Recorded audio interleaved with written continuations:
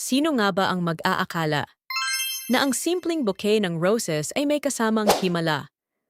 Ngayong Mother's Day, isang kakaibang sorpresa ang ginawa ni Ivana Alawi. Hindi lang bulaklak, kundi 10,000 cash bouquet para sa mga nanay na tahimik na lumalaban araw-araw. Unang-una, ang pinakaimportanteng babae sa buhay niya, ang kanyang ina. Isang higanting bouquet at 100,000 ang handog. Hindi lang regalo, kundi pasasalamat sa lahat ng sakripisyo. Pero hindi doon natapos.